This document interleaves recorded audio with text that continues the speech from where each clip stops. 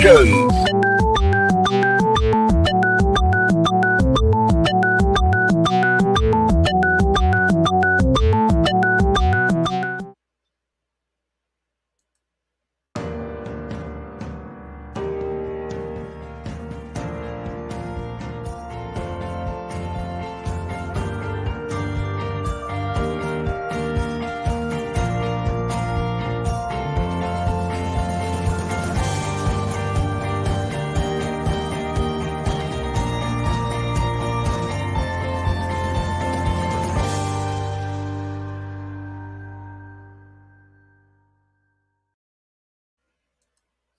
And welcome to Comic Book Spectrum, issue number 16.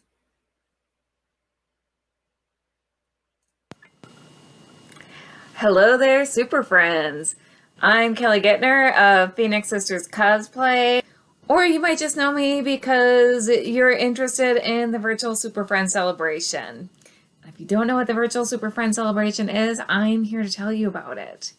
This is a perfectly free virtual convention that's coming up Friday, June 11th through Sunday, June 13th. This will be hosted on Phoenix Sisters Cosplay, our YouTube, and our Facebook. I hope you join us.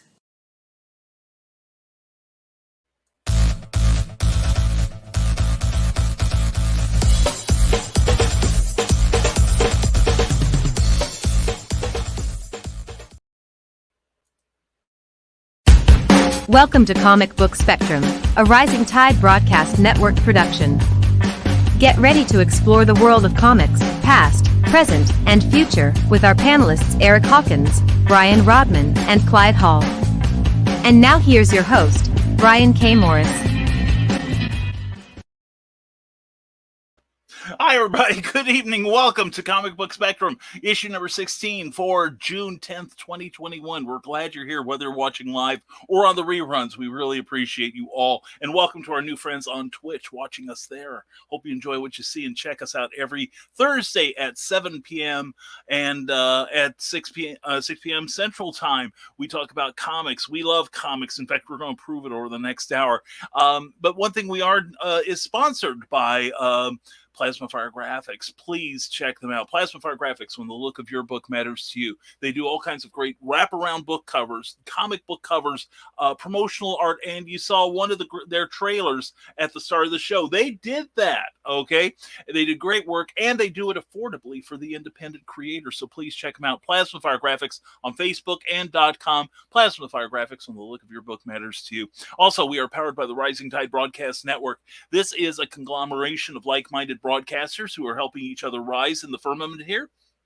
And Thursday's a busy day. Hope you enjoyed Ted Talks Timepieces this morning, and followed by Ted and Carl discuss cigars. And then following this show is Creative as Hale with Amy and John Hale. Great interview show with various creators on there. You'll dig that the most. And then following that is Stupid O'Clock at 9 p.m. Eastern, where Joe Dog McKeel talks to a lot of very learned and fun friends about a variety of topics. What's the subject tonight? I don't know. Chances are they don't know when they launched the show either. It's that kind. Anyway, check us out. We've got your entertainment and education lined up for all days of the calendar. All right, so please check it out. Also, thank you to our Patreon subscribers. Patreon is a monthly subscription service where you can support your favorite creators directly, such as myself at www.patreon.com/Brian K. Morris. And for a monthly monetary subscription, you can get all kinds of cool stuff. Check out that site of mine and find out what we're offering. And anyway, now comes the time. We start a minute or two early because we have this problem. We like each other and we keep having too much fun. So anyway, the fun's over. The show's starting. Anyway, guys, here they are, Clyde Hall, Eric S. Hawkins, and Brian Rodman. How the heck are you guys? Great. Cool. I love that forced enthusiasm. That's awesome. Anyway, yeah. Great. I'm great. We're good. Yes, as you can see, Joe D. McPhee's stunt double is back. Mr. Brian Rodman, yes. He needed a reminder. He's got it. But anyway, Brian is risking life and limb to be here tonight. We're glad. Thank you again to Joe D. McPhee. We cannot thank you enough. And you will be back, brother. You will be back. I promise. That is a threat. You will be yeah. back. That's right. Maybe next week, because I might take off a week to finish up some lettering and stuff.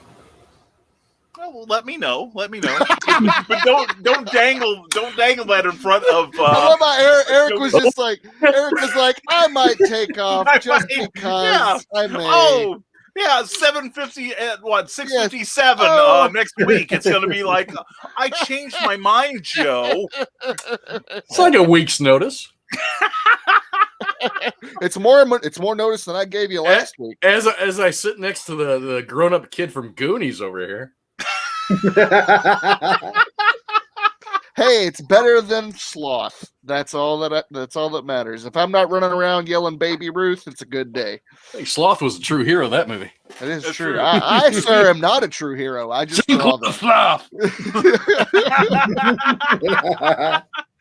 Oh my God! Yeah, it looks like a Voila app. But anyway, we're glad you're here. And again, Joe D. McPhee, you did a spectacular job last week, and we are going to have you back one way or another, my man. And anyway, the comments are lining up. We will read as many as we can that have something to do with the show. But Ted Davis Artistry says, "Woohoo! Fab Four rules. Good evening, all. Good to see you, sir. And good evening, Carl Witzman and Ted. Did you get to finish your cigar? That end of the smoke is strong." And yes, this is from this morning when Ted, with working without a stunt double, was smoking inside his house. I saw that. Somebody gonna get hurt real bad. yeah. At one point, his camera went out, and I posted, "Did Christine come home early?"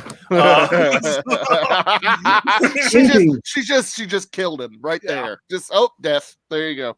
Yeah. Drinking with the Davy will be in the doghouse this week.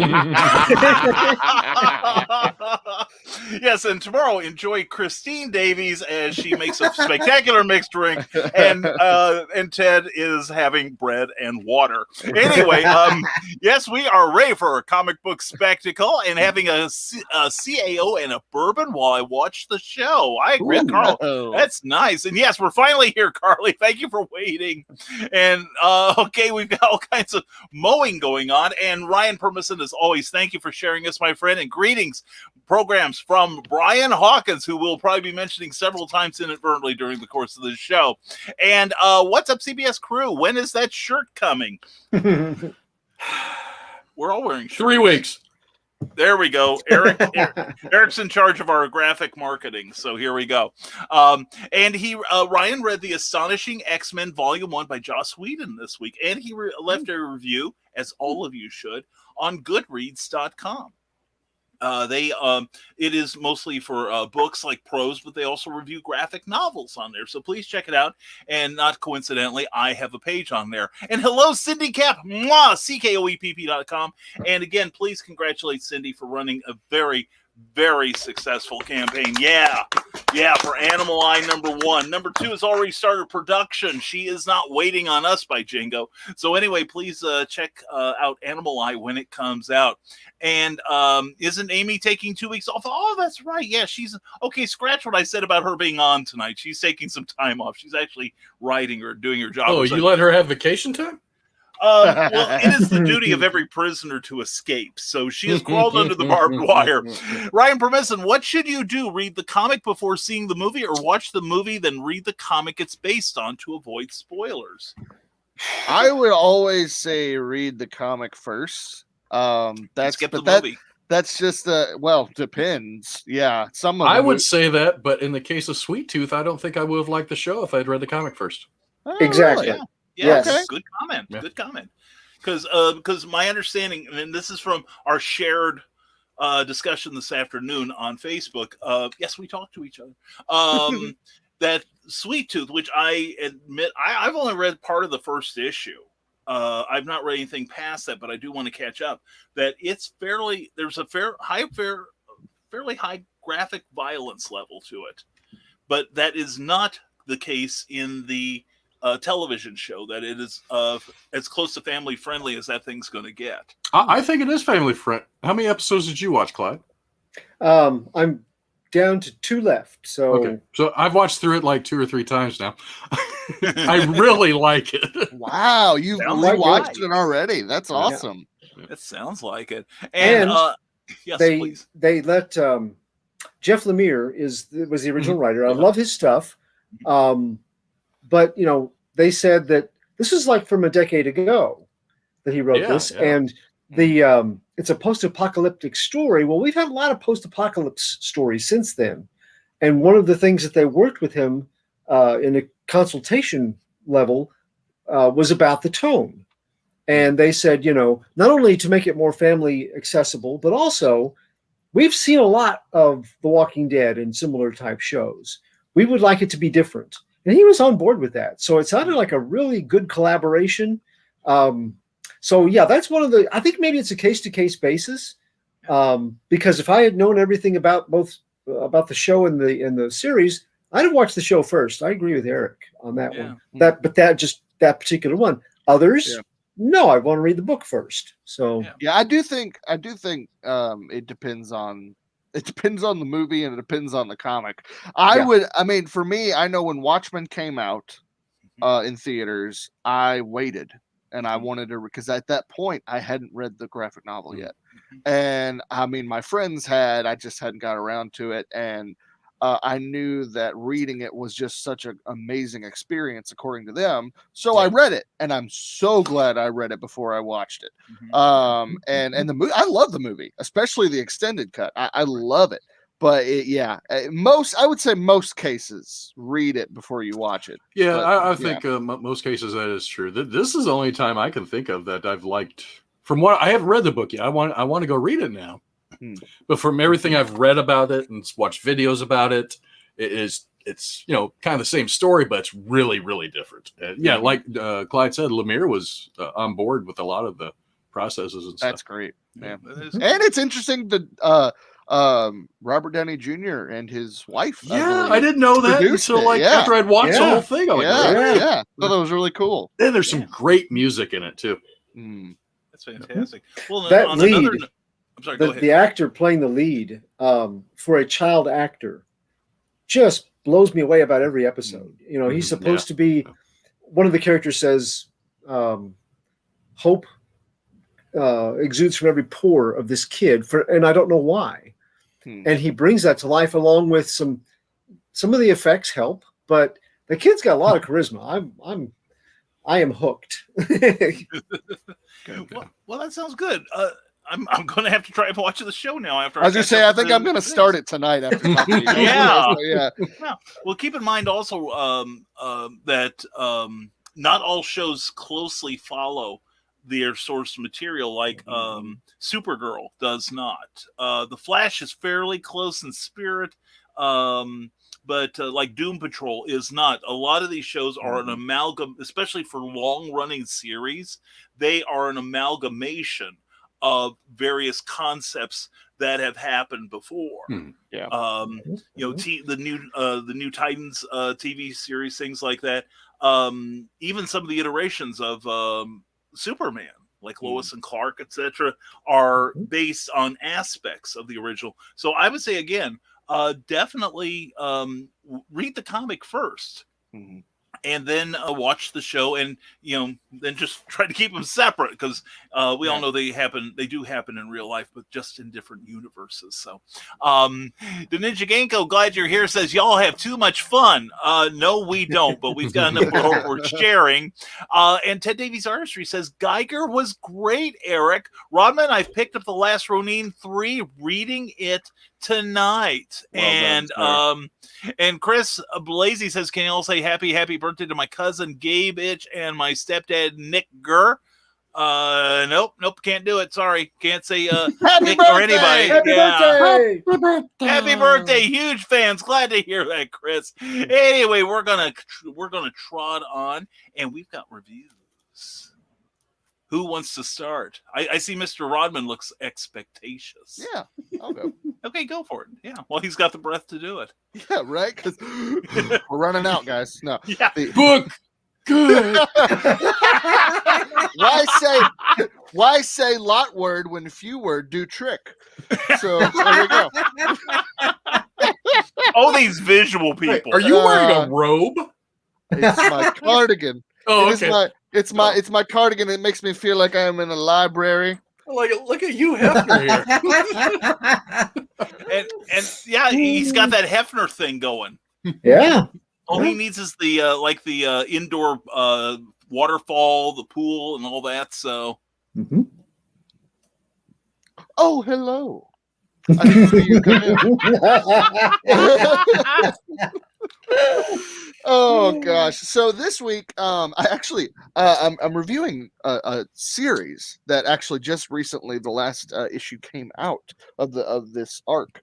I can't find issue 1, but I got issue 1 and read it last year, and then picked up the last 2. The third one just came out a little bit ago, a few weeks ago, and it is called No Heroine, and it is a lot of fun. It's very much like Buffy the Vampire Slayer, except it is specifically speaking to addiction, and it does not shy away from that at all. Just out of the gate, I would say this book is definitely not for kids. It is for mature readers. There's a lot of language. There's drug use. There's violence, but the story has so much heart. Before we jump in, it's written by Frank Gogol. Art is by Chris Mad. Colors by Shauna Mad. Letters are by Sean Reinhart. Covers are by Ahmed Rafat. And it is published by Source Point Press. And so the first issue, you meet Kayla, who's the main character, and she it's a really good introduction story. You kind of get a glimpse into her past, that she was a drug addict. She's 90 days sober, and then she runs into she at the very beginning, she's trying to get in touch with her mom. Her mom's not answering her phone. So she leaves this really heartfelt message about how she's, changing her life, and she's really coming around. And then she picks up on the scent of these drug dealers who are really, preying on the area that she's living in. And it turns out that they're a pack of vampires that are drug pushers. And she hunts them down, kills them, and through that process, she's tempted with doing drugs in the middle of a fight with a vampire, and she overcomes that temptation and stabs him with a stake. And it's just issue 1 is a really action-packed, fun way to get to know the character. Now, issues 2 and 3 are where the heart is in this story. In issue 2, we start off, it goes back and forth, issue 2 does, between, kind of a now and then type deal. And we pick back up with Kayla in her bedroom of the motel she's staying in. And she's once again trying to get in touch with her mom. And she's left another message saying, she loves her and she's sorry for all the pain that she caused when she was a drug addict, and would really wish that she'd call her back. And then she goes to a diner, which I love the name, Hair of the Dog. That's just fun. And she goes to this diner and notices a lady who is wearing dark sunglasses and has been just kind of hanging out for a couple hours. And the store or the restaurant owner, comes to her and tells her she has to leave. She's been sitting there for 2 hours, and she's saying, "Oh, I'm waiting on somebody," and Kayla doesn't buy it. So she walks up and pretends to be the friend that she's waiting on, which I thought was a really cool. Way to just kind of going back to some lettering tricks. You see a whisper and just a regular statement there. The whisper is, just slightly less bold than the rest of it, which I thought was really cool. And she walks up to her and she says, "Hey, she's like, I'm here." She's like, "My name's Kayla," and sits down with her. And the reason that she did that was she notices that she was wearing Ray-Ban sunglasses in the middle of the night. And so she realizes that she was a victim of abuse. And so they talk for a while. Kayla, in the middle of that conversation, has memories about her brother, which is the first time that you've really, gotten to know this side of the story. And it goes back and forth between her conversation with this lady and remembering that her brother was an addict and how he essentially slowly killed himself with heroin.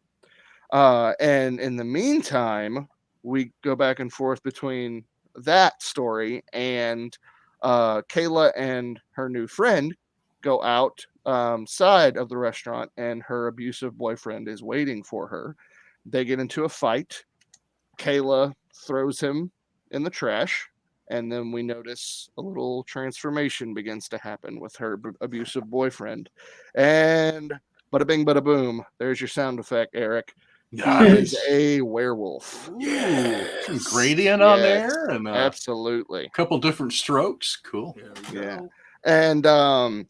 and so then, unfortunately, we go back to find out in a flashback that her brother has taken his life by ODing, and it flips back and forth between the fight and her remembering what addiction has done to her family.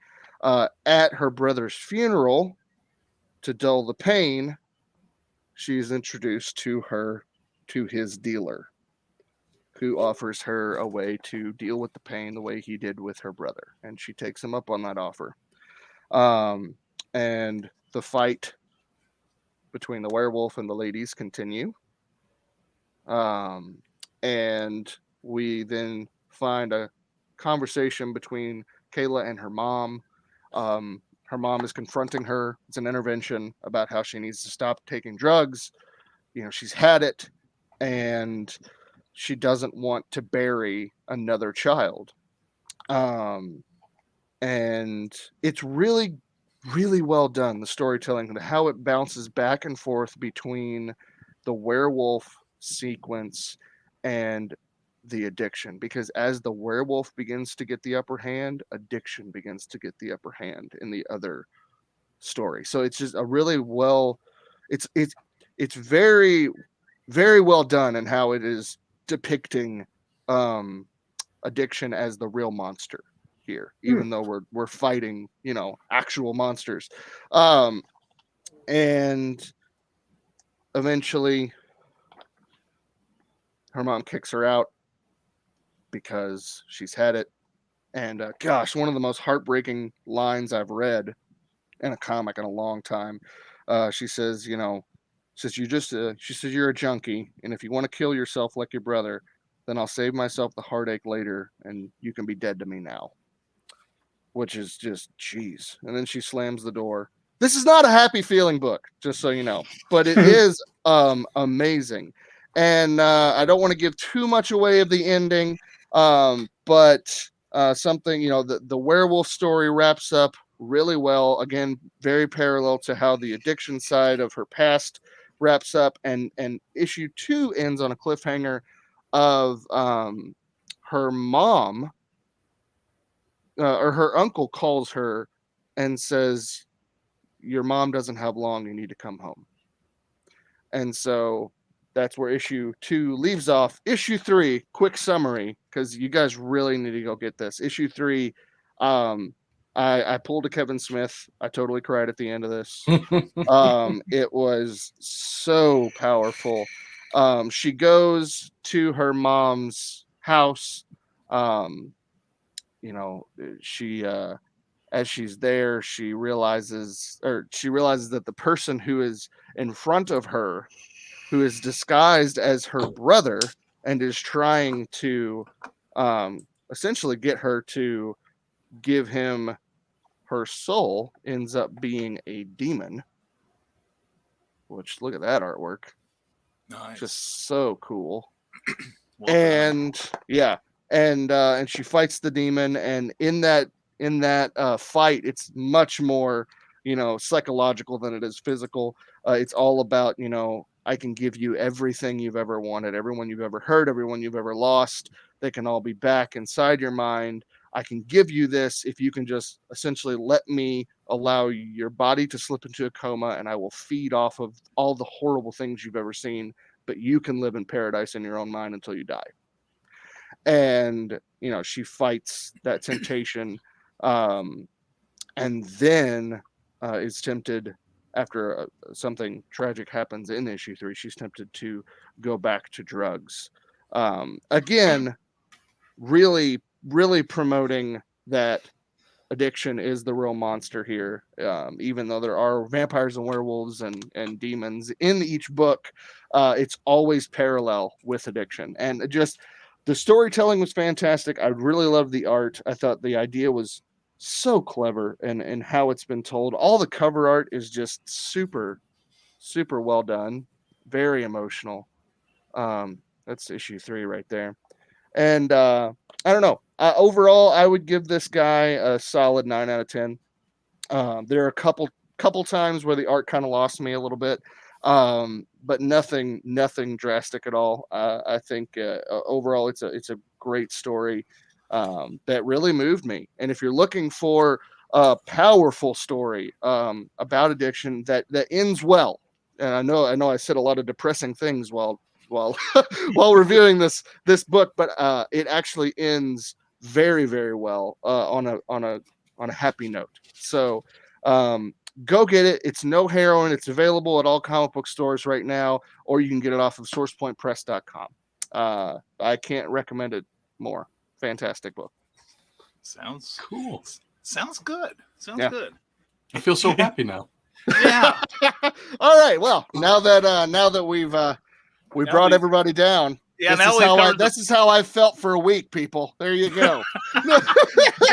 Yes, he suffered for his comics. Now it's our turn. Indeed. Yes. So, that was great. Keisha Acuff says, hello, beautiful people. Hello, beautiful you.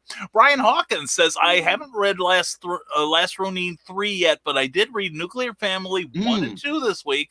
Loved them. Now I need to get whatever issues have come out since. Thanks, Clyde. And probably wouldn't have given it a second glance if it weren't for the review. How cool is that? Glad you liked it. Glad you liked it. Yeah, we're always gratified when you guys and gals go out and try new comics on our recommendation. And if you try something you don't like it, please let us know in the comments, and we'll try to take it well.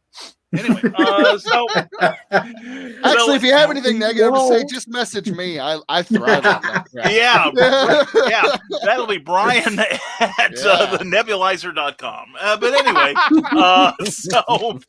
and also write to me at notbrian@nebulizer.com. And anyway, Eric, you want to go next? Yeah, sure. Why not? Well, I can't think of a single reason why not. Why don't I could. I could. That was the last time we asked you anything, so there. So I picked up a DC book. Yay! But not a regular book. Yeah, I picked up DC Horror. Ooh. The Conjuring, The Lover. And the special cover by Bill, I can't say his last name. Sienkiewicz. There you go. I knew someone would. So, it's a $3.99 from DC miniseries, 5 issues. This is the first issue, of course, just came out last week. The main story is only 16 pages. Then there's a 6-page backup story in it. But the main, I'm going to poke myself in the eye with my glasses. That's called good TV. The art is by, and there's a whole, okay. There's 16 pages, and I subtracted these 2 pages from the story because it's a double spread of the credits. Wow. Art by Gary Brown, colors by Mike Spicer, letters by Becca Carey, written by David L. Johnson, McGoldrick, and Rex Ogle. So the first story is Tales from the Artifact Museum, The Ferryman. No, I'm sorry. That's the backup story. But that was written by Scott Snyder. And I'll tell you, I enjoyed the backup story much more than the first story. But it's only because a lot doesn't really happen in it, and maybe they're going to try to space it out between the 5 issues, but it just kind of ends abruptly, and really nothing happens. But it starts out with some iconic imagery and Latin phrases, which I can't read, of course. So some witchcraft or some conjurings. Yeah. Yeah. But it starts out after that. It goes right into 1981. Little Jessica's going off to college. She's getting bad grades in her first semester. Her mom's not real happy. She wants to drop out and just go to work because that's what one of her best friends is doing. And her mom basically tells her, well, your best friend's never going to leave this town anyway. So that's all she's going to do. And then she meets a boy that her daughter's going to school with, just briefly, because he says hi and some weird things, and just kind of wanders off. And then basically that's almost it. She runs into the boy a couple pages later in the library, and he wants to hang out and do some stuff. And she's like, I really got to study because my grades have been slipping. So he kind of disappears. And then I shouldn't count this page either because it's the same panel 4 times over. But there's some creepy eyes in the bottom. Ooh, that's fun. Yeah. And that's there isn't a lot other than that. And you got a rat in the laundry room. Scritch, scritch, scritch. Sound effects. Yeah, sound effects. But other than that, really not much happens. And as she does her laundry, and she goes back to her room and falls asleep. And then on the last page, there's some hands that come out of the shadows and go, Jessica. But so there's really not a lot of. Yeah, I'm not really selling this because there's really not a lot going on. Are you going to review a comic you really like one day? If you like stuff like this, yes. Now that's cool. Yes. And there's another one in here that I really like too. It was after I get through all the DC ads. Ooh. Oh yeah. Nice. You get you a Satan shirt.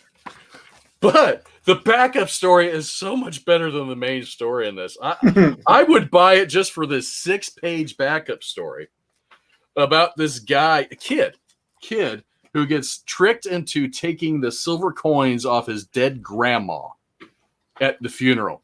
And that institutes a curse, which kills everyone he loves. Because he has not returned these coins, or the one coin. He only took the one. But what he did with the freaking coin was bought a toy, so he doesn't even have the coin to return anymore. So he spends the rest of his life after his parents die, his wife and children die, trying to get this coin back, and he finally finds out where it is. Because now you could track him through the U.S. government website and all this. But anyway, because it was a silver dollar. It's been smelted. And his Uber driver is the Grim Reaper. Nice. So he can't even pay the Grim Reaper. That story for 6 pages was 10 times better than the 16-page other story. And I really and you know what? I was going, oh, this was by Scott Snyder. This is awful short. I was like, wow, this is really good. He tells a lot of story in 6 pages. 6 pages. 6 pages, yeah. Wow. But other than that, I probably won't pick it up again. I'll be honest with you. I mean, it was interesting, but it didn't catch me. I mean, I love the cover art, and sometimes I do pick up books just for cover art, and this was one of them. I thought it looked interesting, so I'd give it a try. I don't know. I give the second story a 9 out of 10, and the first story a 4 out of 10. We'll average it out to a 5. Okay. Oh no, sorry, hit the wrong one. You know what's funny though? The ferryman is actually from it's from lore, but it's from Annabelle Comes Home. Last week when I was all asthma attacked, I had a Conjuring marathon. Oh, cool. And Annabelle Comes Home, surprisingly, really freaking good movie. And all of the, I don't know if you guys are familiar with the Conjuring universe or Ed and Lorraine Warren, but they have like a museum where all these objects are essentially, possessed and demonized. and it's in their home. Well, in Annabelle Comes Home, it's kind of like The Goonies meets The Conjuring, because it's their daughter and the two babysitters unleash everything in the museum into their house, and it's coming after them in one night. So it's And kind of like Ferryman Night at is the a part of Museum, it. but creepy. Right. Yeah. It is Sounds a like ton of fun. Goosebumps, the Yes, movie. It's Yeah. a rated R Goosebumps.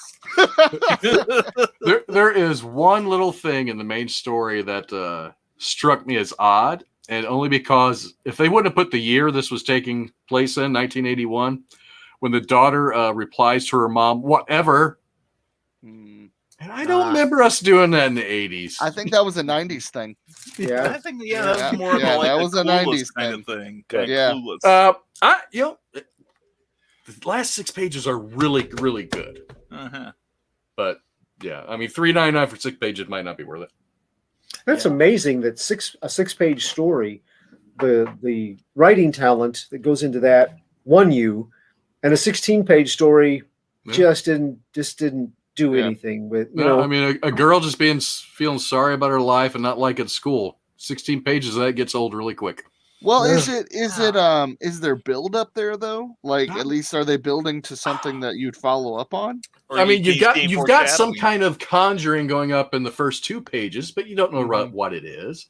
Yeah. And then you got the little creepiness in the library in the last page. So, you really don't know what's going on. And it wasn't really worth my time to try to figure out and go read on the internet and see what was going on. But I really like the Scott Snyder story. I mean, I like it. So if they came out with another issue and they have a Scott Snyder backup, I might, or if you had a book just on that story alone, I would buy that book. Okay. Well, was there anything like one example I use in writing is I used to have the first edition hardcover of The Shining by Stephen King, and I was 100 pages. Well, one of your favorite movies, yeah. Anyway, sorry, a natural reflex. Anyway, I noticed 100 pages in that not a damn thing has happened, but I know these characters well enough that I'm caring about them. I'm concerned about. Is there any sort of character buildup in that? Well, screw that book then. Anyway, though, Carl Winston says, I'm not sure a comic about doing your laundry is going to thrill me much. Right. It depends. But there's a rat scratching in there somewhere. Well, I was thinking more if you had like if this were another publisher, it'd be an attractive girl and you'd get to see an inventory of the stuff. Well, unfortunately, I mean, the art is very decent. I have no problem with the art, but she doesn't look too attractive. There is one scene where her roommate comes back and she brings a boy into the room. Oh, I thought you were gonna be like, her roommate comes back, they have a pillow fight. That part's great. So everything else was terrible. Yeah, so she leaves and she was in bed. So she goes. That's when she goes to the library, and that other guy she knows that everybody says she should date is there, but he's got some weird dialogue too. So I think he's the monster or witch or whatever. He's definitely the witch. Oh, as soon as you said the boyfriend, he like popped up a couple times. I was like, he did it. He has got a couple. I'll be able to read this out of my glasses. Couple lines where he says something, then corrects it. Like he says it weird, and look at the talent. So right on. I mean, cool. I guess I'll see you later. He's an old lady in a boy's body. Yeah, that's what it is.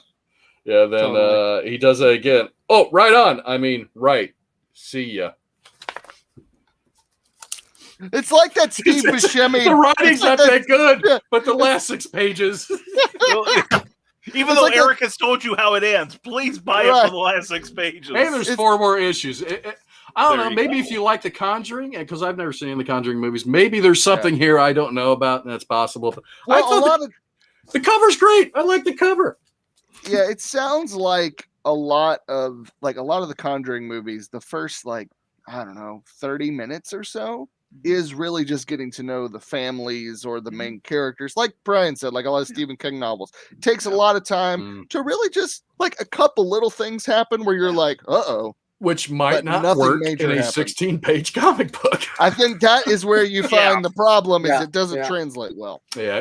Sometimes it just doesn't. And, Unless it would be like a graphic novel, and then you're just gonna because there's more story, Hey, right? is Owlman in the Conjuring movies? Yeah. Okay. He's Ed Warren. He's the main character. I thought he was in those. Yeah. Mm-hmm. From Yeah. Watchmen.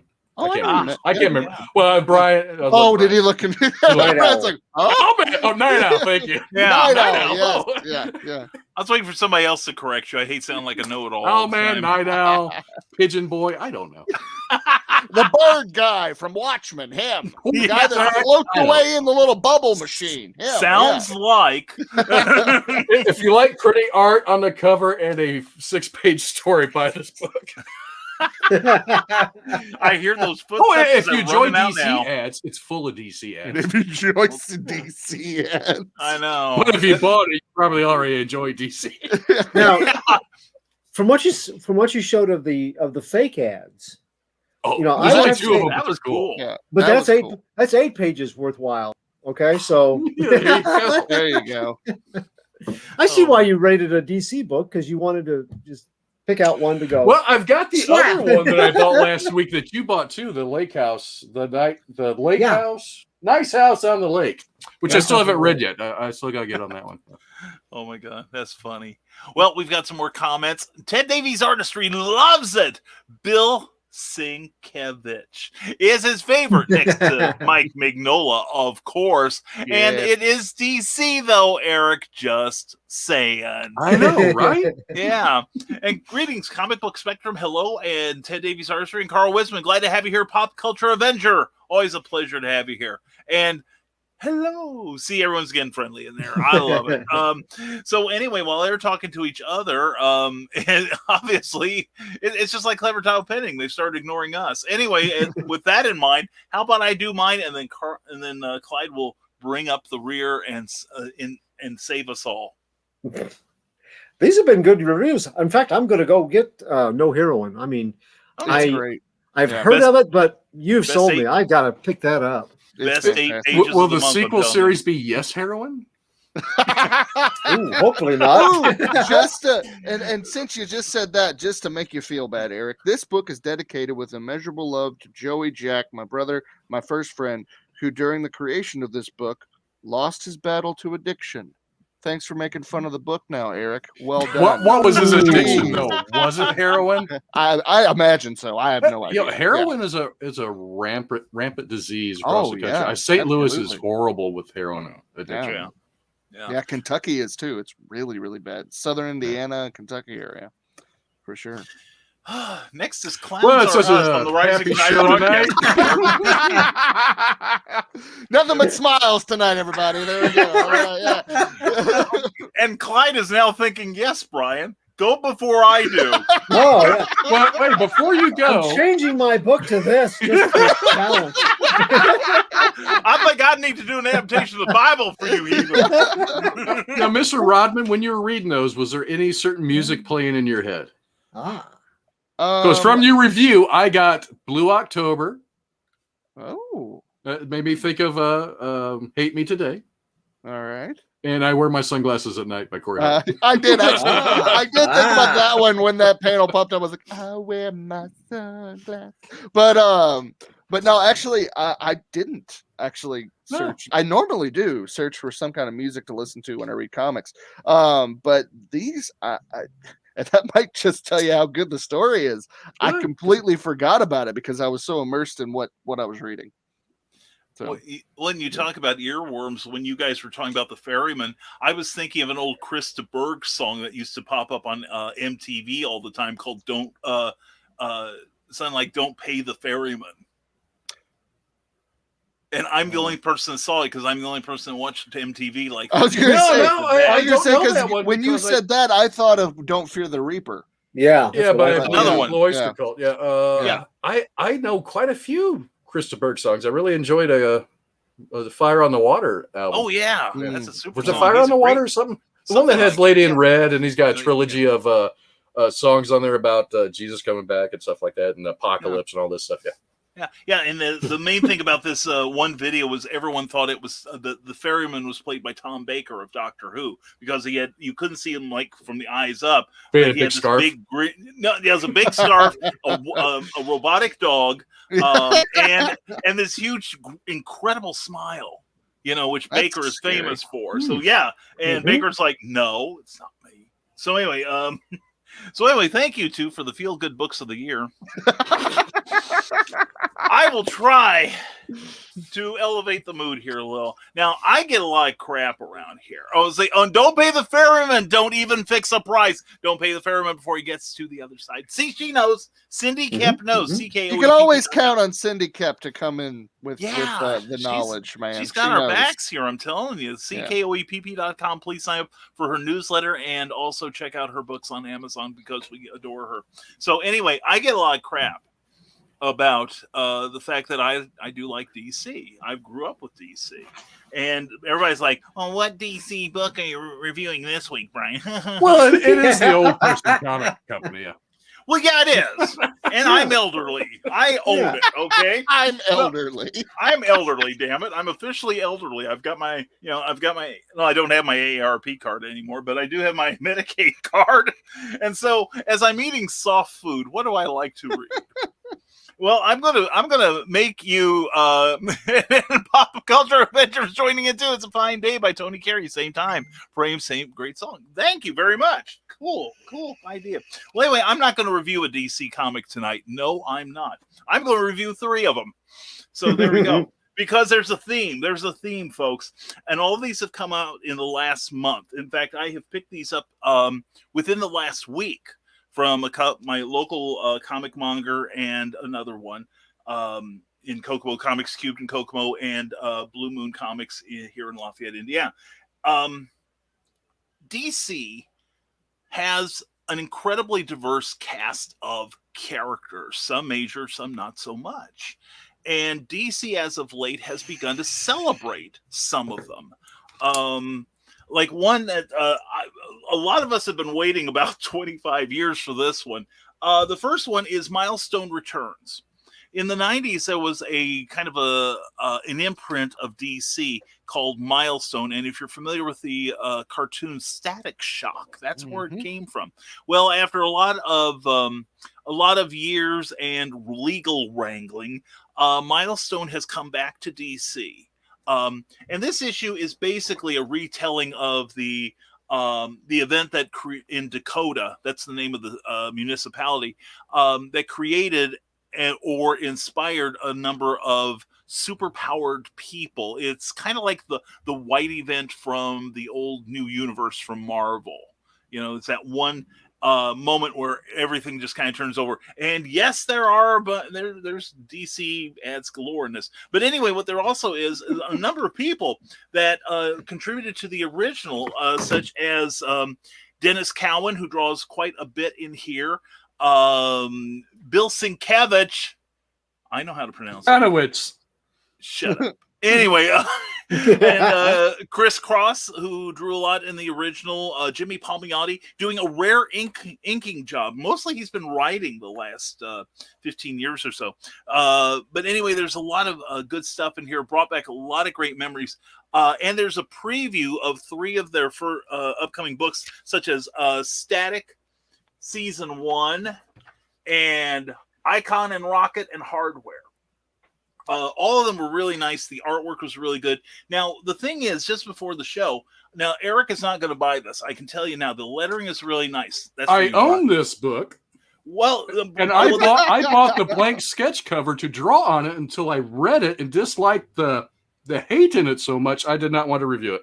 Well, I'm going to review it anyway. I know you. But you notice the thing, you've been listening the last couple minutes. But anyway, I put a bookmark in for every time there's a sound effect in these other 2 books I got. Ooh. Is one of them on the Lazy Jim Lee page? Probably. No. But notice how many bookmarks are on this one, Eric. None. Nothing. Did you keep the receipt? You may want to take your book back. But anyway, no. I'm still drawing it.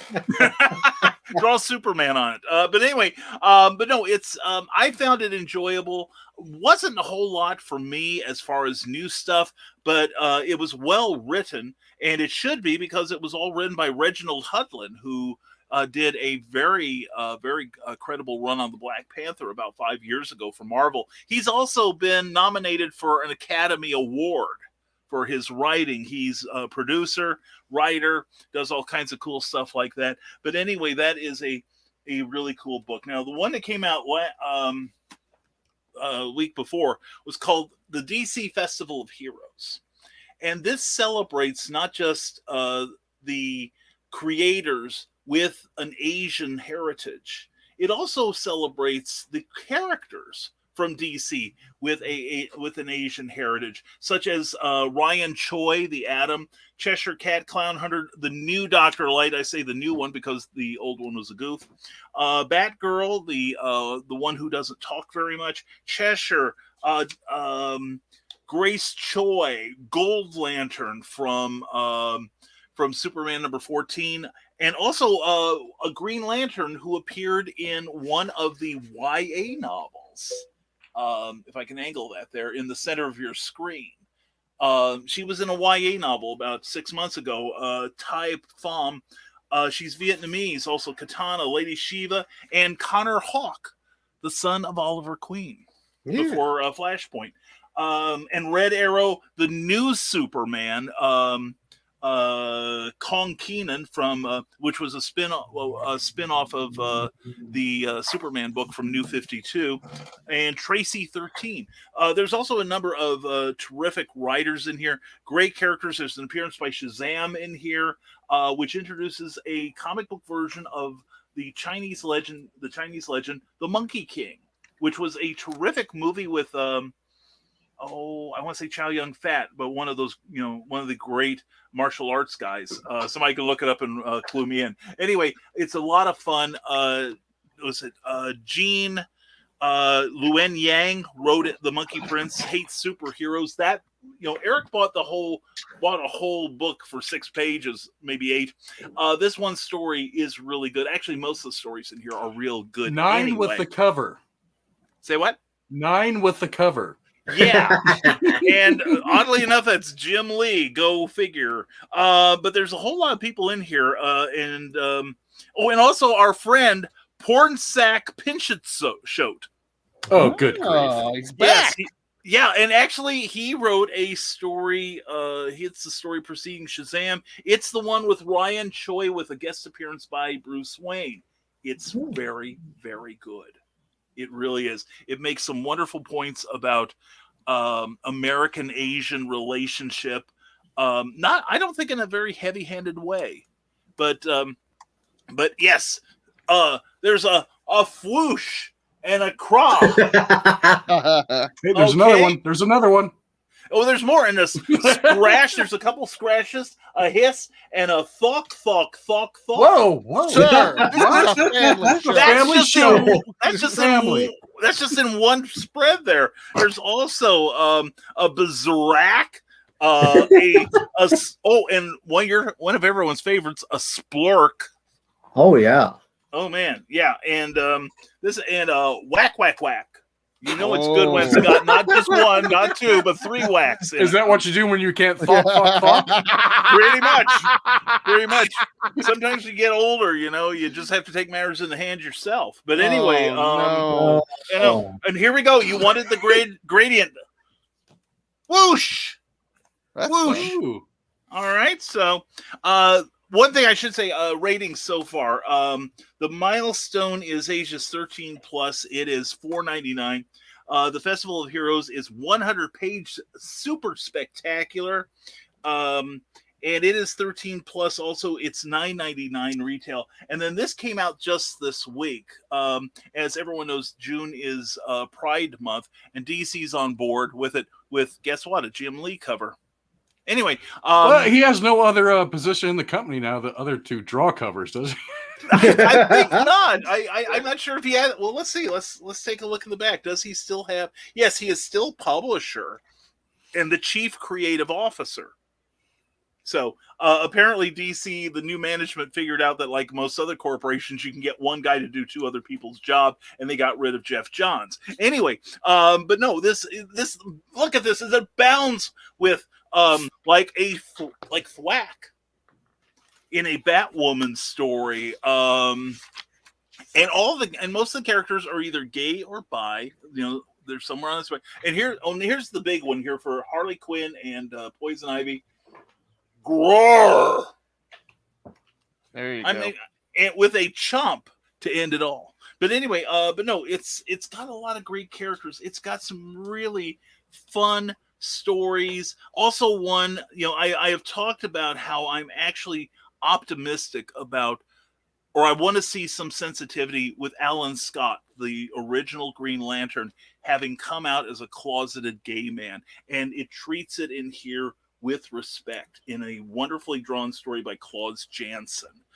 Plus, I also have one story in here that was written by, that's not the one. One of the actresses from one of the Arrowverse show, Nicole Maines, who plays, you can tell how much TV I watch, plays Dreamer on Supergirl. Anyway, it's her first script. But anyway, there's a lot of good stories in here and a lot of good stuff in here. Really, it's very enjoyable. Now, why did I want, and also it is $9.99 rated 13 plus. Now, why did I want to do these? Years ago, long time, maybe not long ago, but DC had some books they were putting out for like Superman, Batman, Wonder Woman, Green Lantern, Flash, and they were, I think it was at the start of the New 52. They each one of them took place in a different decade, and whenever possible, they got the writer of that and artist of that decade to do the new story. You know, kind of like a little salute to the past. And this was at a time when Superman had lost his trunks for the New 52, and shut up, Christian. And anyway, the thing that annoyed me was on several Superman boards where everyone is like, "Oh, they've ruined Superman. They've taken away his undershorts. He wears on the outside. They've ruined the character forever." But wait, they're putting out a new book with the Superman we love.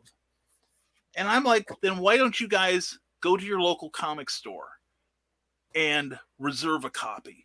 Just this one book. If you ask nicely, they'll probably do it for you. They might ask you to prepay. They might have other conditions, but for the most part, they'll probably order it for you and hold it for you. And this way you can support it and send a solid message to DC Comics. You're voting with your dollars and saying, I don't want the New 52 Superman. I want the classic Superman. And I got yelled down. Well, why should we do that? They should just know what we want. Yeah. How do they know unless your comic shop orders? So if you want to see more stuff, if you want to celebrate, your heritage or something that is important to you, and you find out there's a project that you can stand behind, go to your local comic shop and support it. Tell your local comic shop that you want this stuff. That's the only way you're going to get more of what you want. And buy less of what you don't like. Simple economics there. As for my review, I'm going to give Milestone, simply because I've read most of it before. But the art's nice. I'm going to give it an 8.5, which is pretty good. The other two, I'm going to give, they've got lots of, and also I'm taking off for no sound effects. But these two here, for what they're trying to do, especially, and they supply some really good stories. I'm going to give them a 9.5. Okay. And also there's some interviews in the back I forgot to mention in the Pride book with some of the LGBTQ actors on some of the Arrowverse shows. So that alone may make it worthwhile for you. 9.5 on those two and an 8.5 on the other. So that's my review of these books. So, and at least I'm not depressing. Anyway, Brian coming in with the hopeful message after the awful depressing reviews we brought. Well, the Milestone book Yeah. After I got it, I found out it was released in February, and they just printed it again this past couple weeks. Yeah. And they released it digitally even before that. So I was like, man, what? Well, DC is looking to beef up their digital presence. So maybe this is a casualty. I mean, a result of that. So anyway, that's it. And we've got some more comments. Cindy Kep says, if you want something more uplifting, my dad just got a pile of Disney comics and a stamp collection. Oh, nice. Ooh.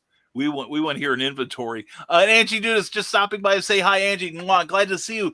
Check out Clever Tile Pending, where she takes over the whole show towards the end, and she's awesome. And Spurge, can you say that on a PG show? No, that's why we're now rated R. Anyway, Brian and his X-rated sound effects over there. Yeah. I know. I'm while Clyde's talking, I'm going to have a couple splurges of my own. And have fun, you all. The Pride comic makes me happy. That's how Clyde makes him feel. Oh, Yeah. Well then, hello. Clyde, bring us some happiness. We're Brian's like, I'm here for happiness and hopeful messages all over you. Come Now That's here. the happy ending review of the show. He said happy ending. Anyway, we're gonna change the show for Brian. But anyway, glad you enjoyed that, Angie. It's definitely worth checking out. So now we are, and wow, Brian in stereo. Okay, thanks, Ed. Anyway, let's go stereo now with the one, the only Mr. Clyde Hall. Clyde, what do you have for us this week? This week, I picked this up. This is one that the cover sold me. I did not have it on my list. This is what going to your local comic book shop will do for you. But the cover really hooked me. And before I start in on the review, I have noticed some of the shops that I follow, regional shops, they seem to be having a tough time, a tough summer, some of them. So please, if you have a local comic shop, if you're lucky enough to have one, patronize them. Go spend some dollars there. I know over the course of the last year, a lot of us have gotten into the habit of supporting Comixology and doing online things. In DC, as Brian said, they've done a lot of digital. They've increased their digital output. But our local comic shops, if you're lucky enough to have them, they need your support. So, Colossus Comics and Games, Mount Vernon, Illinois, people like Dan and Carrie and Gerardo that run the place. Not only do they have a shop, but in talking with them, when I scoped this book out, I think it was Gerardo in this case was like, that's a really good book. I think you would probably like that. You might want to give it a try. He told me a little bit about it, which set the hook the rest of the way. So it's an Aftershock book, and it is called Out of Body #1, Aftershock $4.99, written by Peter Milligan. Art is by Inaki Miranda. Colors by Eva de la Cruz, letters by Sal Cipriano, and its maturity level is mature 15 plus. So, start off. I'll show you the cover that got my attention. Then That's very cyberpunk-like. Yeah, I like it is. Yeah. It is. And it really, you can. There's texturizing in it that you can't necessarily see.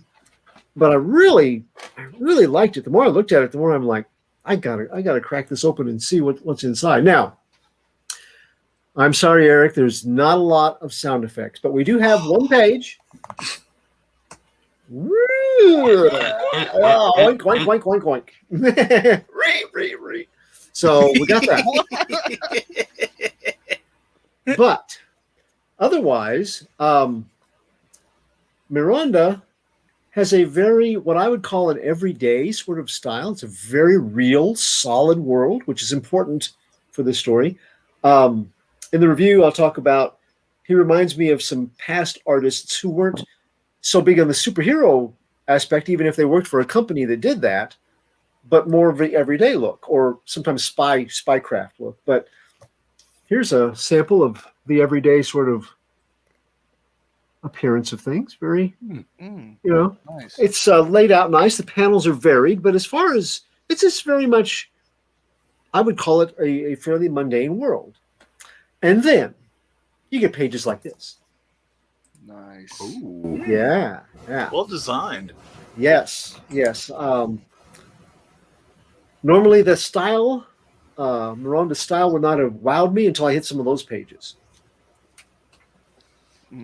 That's beautiful. Yeah, very nice. Nice use of color. Yeah. Oh, yeah. It is definitely a team effort here, and I'll get into that about how both the colorist Cruz, Dela Cruz, and Miranda really accent each other well in this.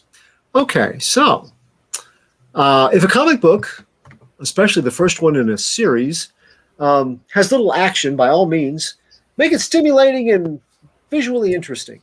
If it's a horror title, double down on all of that.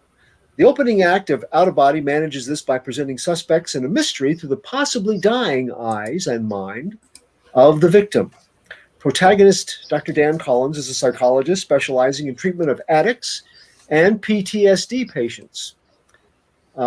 He's also on life support, hearing, seeing, mind active, but not making the necessary nervous system connections between brain and body to act or move beyond introspection on who attacked him and put him in this state. He's a captive audience as doctors, investigators, friends, family, and colleagues visit, creating a list of compelling suspects. Dan works through a professional, clinical process, recalling the trauma which landed him here, but the memories aren't cooperative nor complete. And then there are the moments when his reality gets bent, sometimes with a visitor which might be a figment, a blip on his bad trip, or maybe a ghost. Could this be the result of research he's done into psychedelic drugs for treating his own patients? Or is there a deeper, more supernatural connection? As we learn, holy cat, we're haunted. Okay, Poltergeist. The Conjuring. The power of Jim Lee compels you. As we learn from an Ozark medium named Abby, a competing medium named August Freen, and possibly Dorian Gray, the smart money is on a bit of both supernatural and pharmacopoeia, especially when Dan's consciousness experiences freedom from earthly confines and goes on a little bit of a floatabout. Dr. Strange made astral projection look simple enough, but he's a master of the mystic arts. Dan's more like an alchemical amateur. Helpfully, in the final pages, we're given a short peek from a book on extra body experiences with insights into Dan's specific case, and the sample identifies hazards of the art and some practitioners of it, but there are no firm answers regarding Dan's attack. The transition from narrative to book insert would be more jarring if handled by a writer not Peter Milligan. He effectively seeds it with juicy details about the mediums involved as an anchor to the larger narrative. Even his tenses regarding each character serve as clues or red herrings. He's made us curious, and then he slips us a sample to get us hooked. Our hero, being a researcher of altered states through chemistry, would approve. Some readers may question whether a textbook insert was needed. It does take up the last pages, and if Milligan might not have achieved added exposition in a panel form organically. Overall, though, Milligan crafts a compelling whodunit, all the while calibrating it into a horror piece. It's thoughtful writing, both in content and in its execution. Awareness coupled with immobility is a proposition frightening enough if you've ever experienced sleep paralysis or, heaven forfend, anything remotely comparable to Dr. Collins' condition in the book. The added spiritual and psychotropic elements that Milligan deploys are what elevated my pulse. I've had a single real-life experience with anesthetic where I imagined floating apart from my body for a while. And combining those unrealities that Dan's trapped in, it gave me shivers. So the horror element for me, personally, it worked well. Inaki Miranda on art has a workaday appeal. His figures aren't glamorous, and in fact, they look a bit stiff, granting a realistic unease for many of the situations that this book has. Visiting a loved one in the hospital while they cling to life, investigating proactively the murder of a victim still technically alive. None of these things would look any better for having beautiful people performing a big-budget movie version. Miranda knows that. And he produces authenticity in a way that reminds me of people like Don Heck, past artists. he has a Heck-like ability to shock with that sudden, fantastic unrealism amidst the mundane. When Heck would give us a street scene, you could smell the asphalt, and then he'd tuck in a bit of Mjolnir magic or Stark tech in the scene, making it equally real. Miranda applies his talent, making the psychedelic parts of the story intrude on his commonplace physical world. The untethered Dan, free of his mortal coil in that scene, surrounded by a sky filled with similar loosed souls, is a great example. Eva de la Cruz also keeps the color schemes grounded and solid until it's time not to. One early image has a seemingly solid figure becoming intangible. De la Cruz's subtle transparency of the figure works, but her accompanying see-through word balloon, as his words fade simultaneously, is beautiful. It's a very small panel, but it works so well. And she also delivers powerful psychotropic effects, the kind wherein you can imagine tasting colors. That's her work. Sal Cipriano's lettering leads you across panels smoothly, while his pacing adds to conversations. There's a snarky exchange between attending physician and homicide detective, with Cipriano's presentation turning it into a satisfying house kind of scene. This launch takes its time, and it takes its chances, setting up information bites and sketching the participants. Its pacing may discourage some readers who prefer a more action-oriented start. Here's a litmus test. If you enjoy books like Teenie Howard's Euthanauts at Black Mask, this book may appeal to you. For those who enjoy graphic explorations of mortality, death, and the journey beyond, and for fans of murder mysteries like DOA cinematic appeal, Out of Body number 1, it just might be your hallucinogen-laced cuppa. My score on Out of Body number 1 is 7.5 out of 10. Well, pretty cool. Nice. Very nice. Yeah. I'm gonna get I it. have one very important question. Yes. Is that an original Lone Ranger back there? I was looking at that too. I saw the Captain Action. And is that a Dr. Evil next to him? Not that we were distracted at all by Clyde's like, from I your may or review. may not be showing off my toy collection. Actually, Yeah. I've got a detail over the weekend that I will talk about later, and one of the characters that I am talking about is Captain Action, one of the first toy and comic book tie-ins. This is an original Captain Action. Ooh. I believe everything that he has is original. And Dr. Evil is absolutely all original. $1 billion. That's what Dr. I Evil think of before every time I that. see the Austin Powers movies. Yeah. Why can't I see his And- brain? This guy is. Oh, hang on just a second here. This is a. This Captain Action is the Lone Ranger set is a combination. Most of it is reproduction.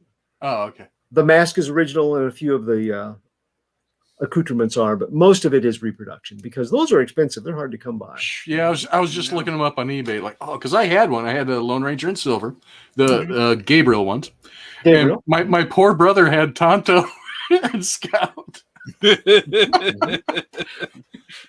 Getting Eric's hand-me-downs. Back to your book, though. The colors were amazing in there. I especially love the color holds on some of those because I could do color holds easily, but to make them look good, that's a total different story. Yeah, when you posted the cover in our chat earlier this week, I immediately knew I wanted the book. I was like, oh, this is it. All right, cool. It's so appealing. Yes. It doesn't have a lot of action. We talked about talking head comics. It definitely, as a beginning salvo, it is that. It is not action oriented, but I gotta see where this is gonna go. Your hero is flat on his back looking at all the suspects parade past him, and little bits here and there, right down to the whole I mentioned it, the book excerpt. It actually, he plays with tenses about characters. And I thought that's a great way to either set up expectations to be foiled or to reveal just a little bit more. But it's pretty blasé. It's just a book insert. And I know a lot of readers that'll turn off, but the rest of it makes it worthwhile. I find that more appealing. Actually, Really? It kind of gives me. Well, I'll tell you what it reminds me of. Watchmen. Yes, Mm. yes, Yeah. that's true. Yeah. And let's see. And and speaking of earlier, there we go off the rails. And Ted Davies, happy ending. Yeah, the day is now complete. And then Ted adds, great review, Clyde. The Fab Four reviews rule as usual. Thank you, Ted. Appreciate that so very much. And now from our Twitch channel, Gogo Ono asks, have you read The Nice House on the Lake? Yep. We've mentioned that, haven't we? Yeah, and there it is. I have not read really it. Clyde like- has read it. Is it good? I liked it a lot. It looks like it'd be really good to me, but there was something that distracted me. I told Clyde it distracted me. Yeah. I don't know why it does. There's no borders on the panels. And I was just, I was trying to read it. I kept looking at that, so I had to put it down. Yeah. The aesthetic. I can't. Well, actually, it has no sound effects, right? No. I'll screw that one in.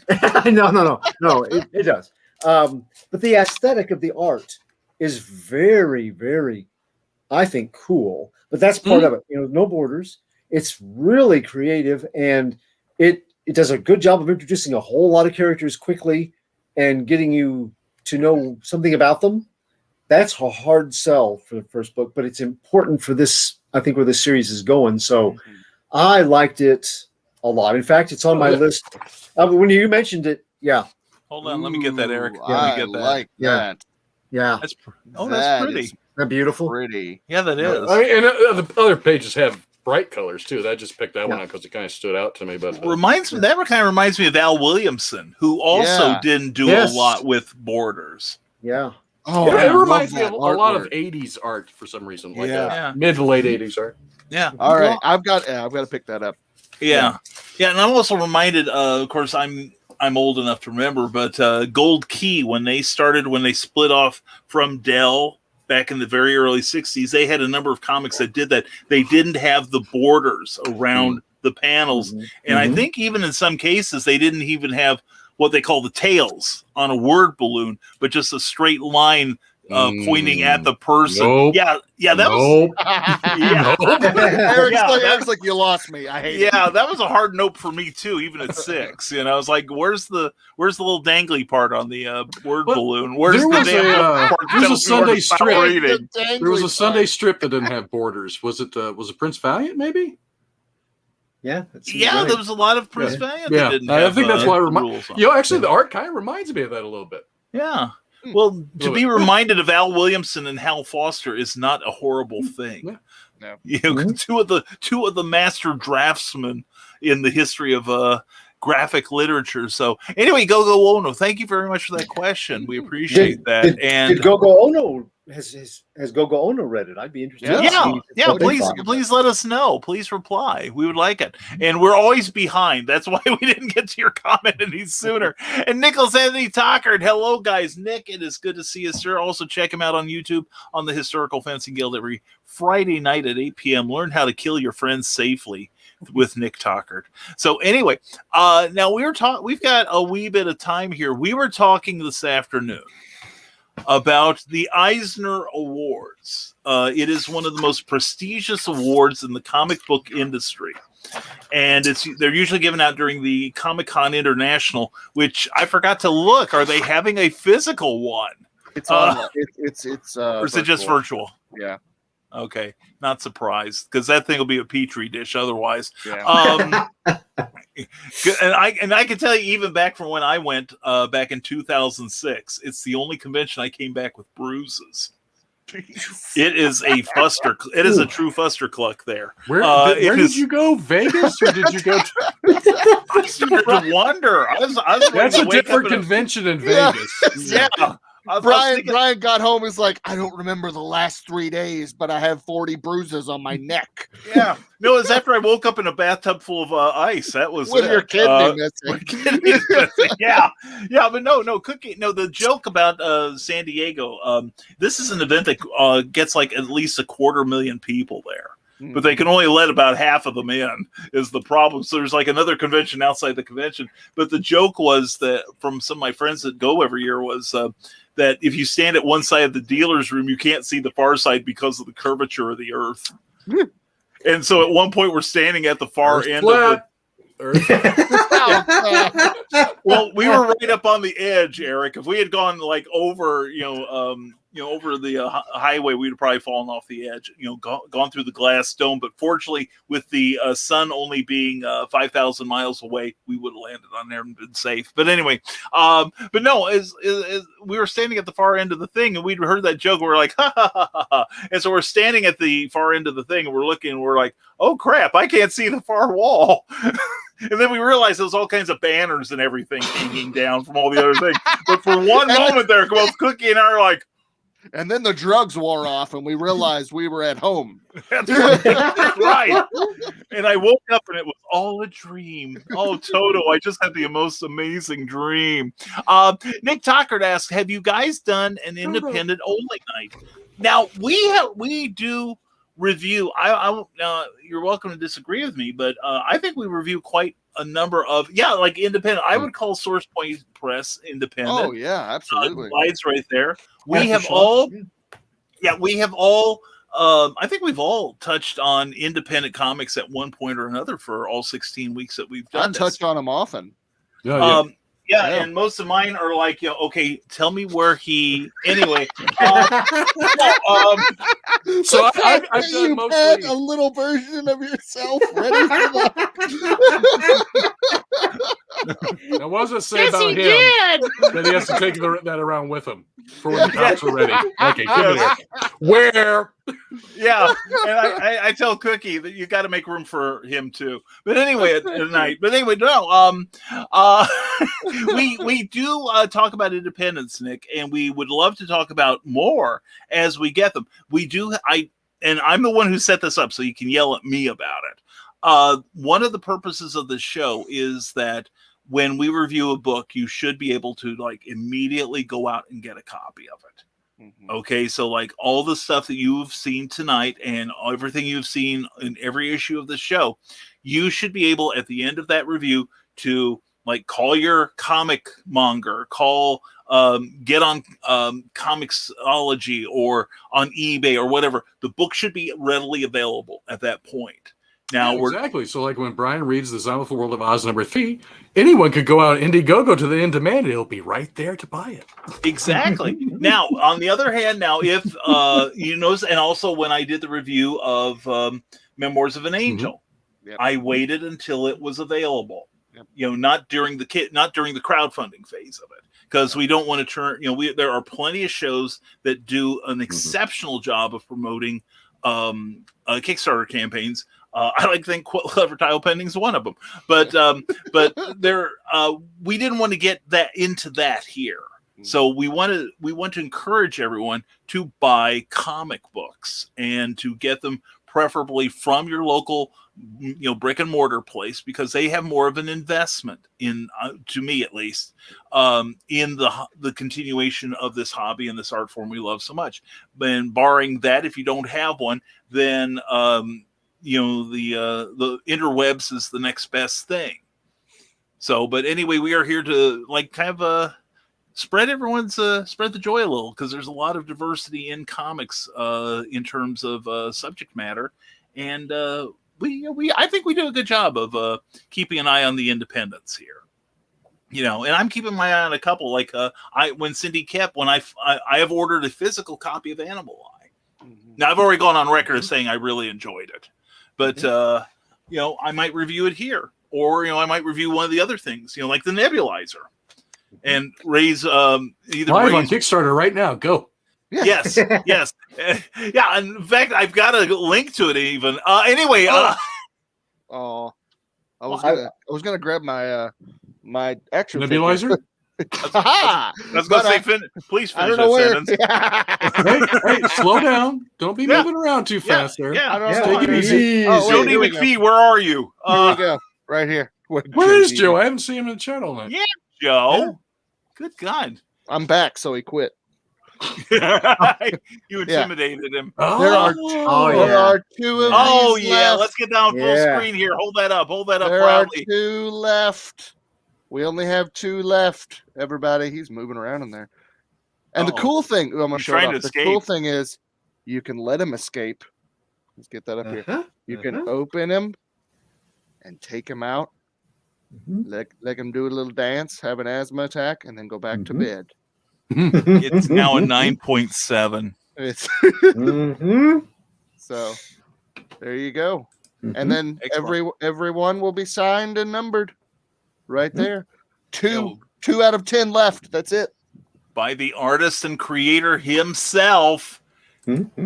You seriously. So hop on that. Seriously, it looks like a good thing because I enjoyed Memoirs of an Angel, and this one looks like it's a lot of fun. So let's see. Ted Davies Artistry says, thank you, Fab, for another great issue, and we all got issues. Yeah, some of us more than others. And Brian Hawkins 75 says, I can't believe I came over here to watch it and follow too. We're glad you did. Thank you for watching us on Twitch, and thank you, Ted Davies Artistry. He's on Twitch. I am warned.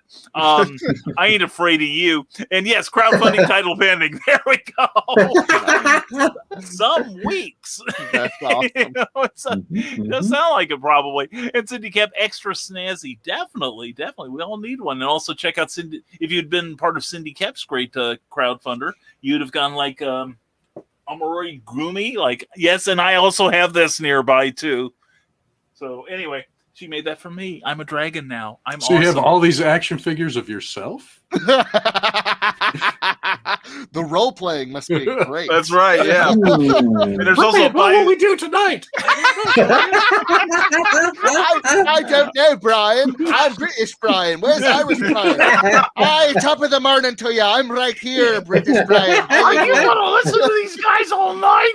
Well, I don't know. They're saying they have a validity to what they're saying. Anyway, but no, I'm not going to tell you that I've got a bicycle pump over in the corner too, Eric. But we'll just leave that to your imagination. Anyway, we were talking before we got that first about the Comic-Con International Eisner Awards. And all I got from it pretty much was how little I read that anyone else seems to like. Yeah, it was like that last year when I looked at him. I was like, I don't know any of these people. I don't. Yeah.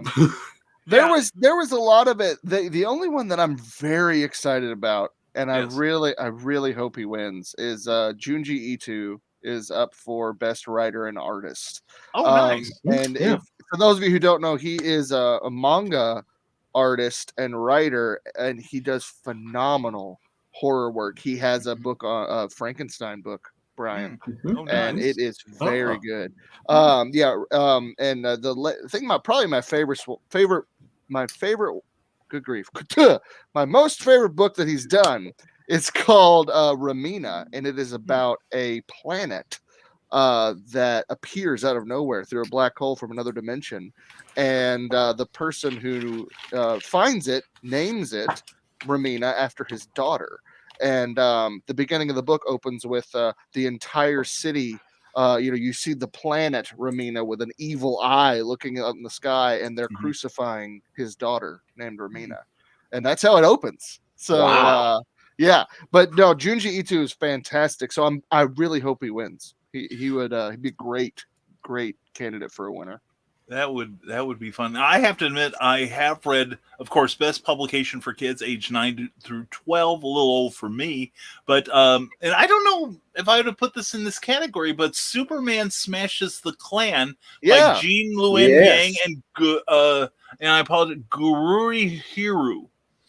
Beautiful art, and it was an incredibly good story based on the legendary Superman series of radio broadcasts of the Superman show, where they were getting fed information by a guy who had infiltrated the Ku Klux Klan, and these broadcasts were one of the things that was credited with basically decimating the organization. Yeah. And the art was beautiful, and it was a good transition between the leaps a quarter of a mile Superman and the guy that blows out suns with his super breath. So I like that. And of course, then again, we had a discussion about this. Superman's pal Jimmy Olsen by Matt Fraction and Steve Lieber got a couple of nominations through here. Let's just say it wasn't my favorite comic series of last year, and leave it at that. Although Black Hammer, Best Graphic Album Reprint, Black Hammer Library Edition 2. Yeah. Mm-hmm. Yeah, that sounds good. And Jeff Lemire up for best writer this year. So yeah, They did a Slaughterhouse 5 comic last year. yes. Yeah. I read it on Comixology. It's very faithful to the novel, and So that's up for best adaptation from another medium. yeah, but it's going to get killed by Superman Smashes the Klan. Anyway, which means probably it'll be a write-in vote for Jimmy Olsen. Anyway, that sounds completely accurate. Yeah. I also see when there's an archival collection of Corto Maltese. Those are beautiful adventure stories, and Lil Lulu. And then James Lemire is up for best writer along with Ed Brubaker. For Pulp. Pulp was a wonderful graphic novel, one-shot graphic novel, and Reckless, which I reviewed last week. So James Tinian IV, Something is Killing the Children, and other things. Yes, I mean, there's he's on the writing part. Yeah, on the writing part, I'm like, yes, this. Oh no, this guy. Okay, including Matt Fraction, because I really liked the Jimmy Olsen story. I'm sorry, but I really liked it. I'm sorry you do too. But yeah, let's see. Pencil Inker team, pretty solid stuff there. Doc Shaner got one for Strange Adventures. I love Doc Shaner's work on Future Quest. Yes, he draws Wildcat Unbidden. Yes. He just draws him for fun. Oh my God. Yes. How could you not? And some good choices and of course, lettering and coloring, all these. Now I do say that in full disclosure, I work for Tomorrow's occasionally. So I'm hoping it's either Alter Ego or Back Issue. So either congratulate in advance, congratulations, Roy Thomas, or congratulations, Michael Urey. But I'm like looking, and let's see. Have I read any? I don't think I've read any of the comics related works or book works anyway, and scholarly works. Oh, that has big words. I'm sure not to have read that. Yeah, the one that I'm really excited about is the category best comic related book. I would really love to read the history of EC Comics. Yes. Oh, that would be cool. Yeah. I'm really. Good. I saw that on the list and I was like, oh, I must read this. I didn't know that was out. Oh, I'd like to read Dick Goes Shrugged. Yeah, me too. Yeah, that looked good too. Yeah. That looked good too. Mm-hmm. This is one that I was happy to see. It came out, number 12 came out this week. Far Sector, N.K. Jemisin. And I reviewed number 11 and Jamal Campbell. One of the best reads of the year, if you like a science fiction story with a Green Lantern that's a different kind of Green Lantern. And that's also up for an Eisner. And I would have been very disappointed not to have seen it. I'm glad that it's on there. I'm really... it may not win, but I've got a feeling the ending was just chef's kiss perfect. Mm-hmm. So I got high hopes for it. Yeah. Well, if nothing else, these incredible creators at least can put Eisner nominee down. Yeah. In their resume, and that's certainly nothing that'll hurt. But of course, we were agreeing that the validity of this award is now ruined because it didn't have Memoirs of an Angel or The Zombie Full World of Oz number 2. I was quite disappointed when it wasn't nominated. Yeah. But I look at best writers. I only don't know one of these guys. Yeah. Which one is that? Unfortunately, it's the one that wrote Superman's pal Jimmy Olsen. The other ones I recognize. Yeah, Fraction does a lot of stuff for Marvel. Yeah. Like X-Men. He's done a couple of the Avengers books. He also did Sex Criminals for Image. Oh my God! If that title doesn't capture you, what will? I'm talking to you, Carl. He might be a redhead. Anyway, but no, there's solid choices for writer there, and I have to say I like what James Tynion the fourth is doing in the Batman books. I've enjoyed his stuff for a long time, and also he's been doing some of the Justice League, I think, up till just recently. And I know it's Jean Luen Yang. I forgot he's also an artist too. He's up for best writer artist too. So I've also seen a lot from Drawn and Quarterly. Yes. That publisher keeps popping up this year. For sure. So have you guys read much from them? No, I have not. Yeah. I haven't done recently. They're a lot. They publish a lot of really unique, unique genres. you Right? mean a like lot of Little dramas. Lulu, the fuzzy thingus poofy? Yeah, Oh, yeah. And it's but some of peruse their website. They've got some really interesting titles that I'll probably will pick up this year. Yeah. I'll have to see if some of them are on hoopla.com. Mm-hmm. And also, folks, if you want to find out, if you want to see who we're talking about, there is the link to the Comic-Con page. Mm-hmm. So, check them out. Check them out. You How might do you see get some nominated? interesting stuff. Say what? How do you get nominated? I don't remember. I know there's a panel. I think you have to do a couple of those sound effects Brian was saying earlier. Oh No. yeah, you have to. Yeah. Well, I did the upside down cow. While So doing how did other I not things? get nominated for Zombie for World of Oz? The let's see. Doom Rocket used to. They would say that. I remember correctly, they would, because the people that ran it also had a comic book shop, so they would get. Hi, John They Pike. would ask. I'm sorry. I said hello, John Pike. I'm sorry. Oh, I started okay. interrupting. They would ask for a ballot, and they would be verified as somebody that could vote as a shop owner, and then comic people that do reviews professionally can ask for a ballot, and they can decide and send them out. But I think you have to request it. That's us. There you go. Mhm. We Yeah. can nominate Eisner nominees. Yes. Well, no, and I can see this because and now everyone having got 50,012 votes was Superman's pal Jimmy Olsen, and now with 4 votes, we're gonna have to campaign hard for this one, kids. Maybe I better go for the ink pot. Yeah.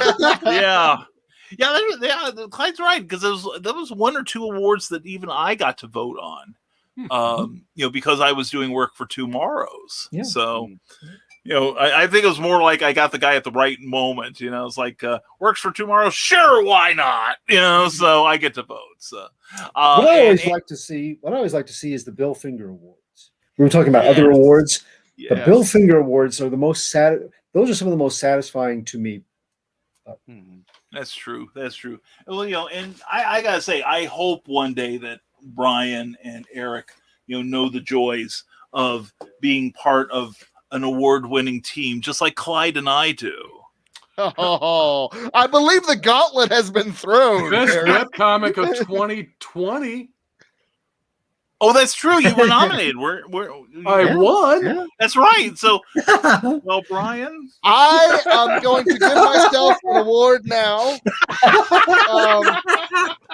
The Flash Drive Award for most backed up comic on a cloud and hard drive device. Thank you. I would like to thank God first, and then my family, my precious wife. This would not be possible without Play you. the music. I got it. I got to Get go the this hook. way? Okay. Brian, do we know Jeff Balke? I don't know. Where is he? Is he under webcomics? Best single issue for Stanley's Ghost: A Halloween Adventure. Best single issue. Let me look. I don't know. The name's is familiar. Yeah, I know I'm friends with him on Facebook, but I can't remember if I met him through you, if we met him at a show or been at shows with him before. But I knew he was up for one of them. I saw him post that. Wow. Cool. Wow. That's awesome. I'm looking. I'm trying to find that. Best one shot? Best single issue. Okay, yeah. I don't know. Well, Jeff, we hope you win, buddy. We're here for you. We're rooting for you all along. Anyway, that's an interesting question. Now I'm going to have to rack what I laughingly refer to my memory. It's like, 2020 has affected my memory in very bad ways. That's very true. Yes. I can't tell time anymore. I don't know what day of the week or the year it is. So that's why every time when you hear me say, "Hey, welcome to issue 16 of Comic Book Spectrum," the June 10th, 2020 There's a reason why the countdown to senility is now into. I gotta say, man, when you said 16, I was like, "Whoa!" Last time I remember you saying a number. It was 12, and I was like, "Holy crap!" Okay. Yeah. It's like it just seems like last week we were at 15. I'm telling you, time just flies. Oh, and Nick Tockard says, "So when is the Rising Tide Comic Awards show?" I better win something on that one. That's all I'm saying. I was going to say, I think. I created the freaking logo. Best logo comes. And I see Eric in the fold now going, I really want to find out who gave me this award. I don't need to be reminded of this guy. They're all little Brians.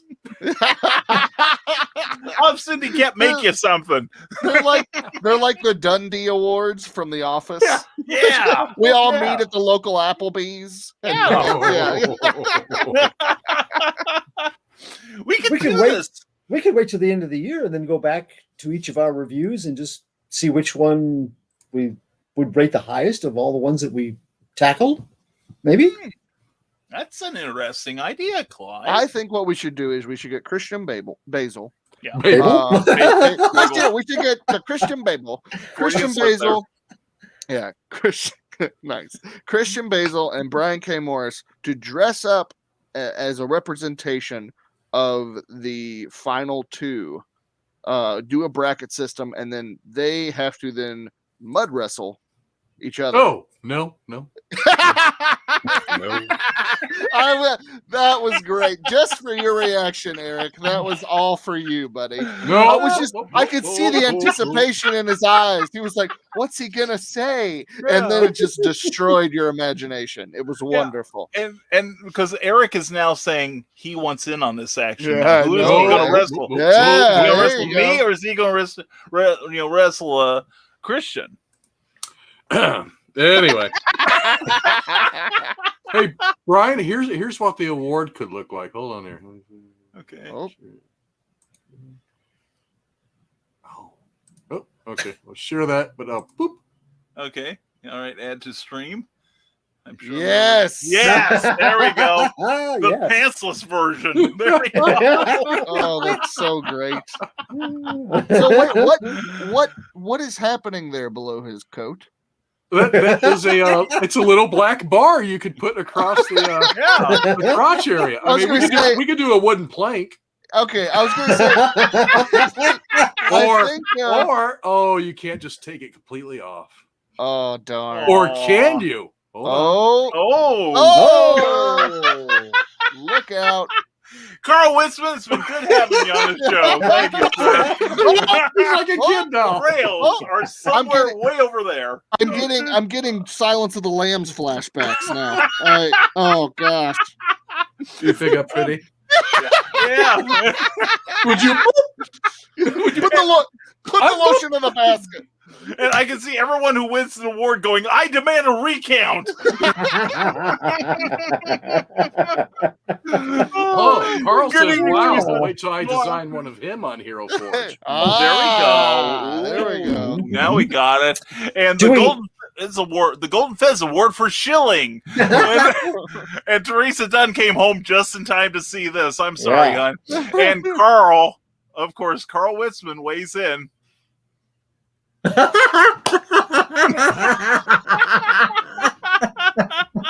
I think that's it, folks. We've arrived, guys. See, I had already designed this thing because I had it ready to go. Can we throw the bicycle pump? Can we call it the Plankies? We're giving out our Planky Awards. The only thing to be accurate is going to have a longer piece of lumber there is all. Other than that, it's pretty good. You know. We took it away, though, and we saw what was actually there. Yeah. So, talk about morning. Never mind. over there are the rails. And so why wasn't Amy Hale on tonight? She probably saw what we were thinking. I think it's called precognizance. And Brian Hawkins says, and the award for the biggest DC show goes to you like me. You really like me. And Ted Davies is left speechless. None but love, Ted. None but love. So yeah, Why do I get the feeling? I have one of those designed of all of us. Oh, that's right. Yeah. Oh my But God. the rest of them have pants.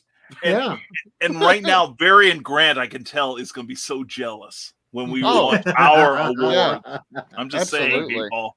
Yeah, they'll get a life-size one of us. Anyway, and Teresa Dunn says, you all need help. We're aware. Yes. That is probably the most truthful statement of the evening. Yep. I don't know how many watchers we've got live, but I get a feeling that we're going to like stack up some numbers when of people watching later on after the word gets out about this. I don't know. Yeah, and I'll be looking at my YouTube analytics where it'll be like first hour and a half of the show and suddenly zoom, And my luck, that'll be the part that goes viral. And I'm like, look, Mom, how you doing? Oh yeah, that. It's BKM, bare butt naked. All right. Brian, you like to have action figures of yourself. There you go, There you man. go. That's true. Yeah. And we can have the variant edition. We'll have the pants on it. So there we go. And Longer Lumber asks Nicholas Tucker, have you seen the price of wood these days? And Brian Hawkins says, I think we're all well past help doing any good. That's probably very true and very tragically true. So guys, how you doing? Anyway, so now that the and you all made my night. Thank you, Teresa. we hope everything's okay, hon. We'll check in with you later. So that's Comic Book Spectrum for tonight. Where the comics don't count and the questions, The reviews don't matter. and the ratings, yeah, only the sound effects matter. So anyway, so I'm telling you, why don't we now that we've hit the nadir of our careers here, how about we that doesn't mean a good thing. Anyway, how about we go around the room and we tell everybody how they can keep up with us, should they even want to by this point. Let's start with Clyde this week. How's about that? Okay. Clyde, how can they follow you? Actually, something that you played earlier, the virtual Super Friends convention online is taking place this weekend, and I'm going to be appearing in, they have a B-list character booster panel at 4:00 Central Time on Saturday. And I'm part of that. Captain Action is going to be one of the characters that I talk about. And Wildcat will be in there too, as a B-list character that needs more exposure.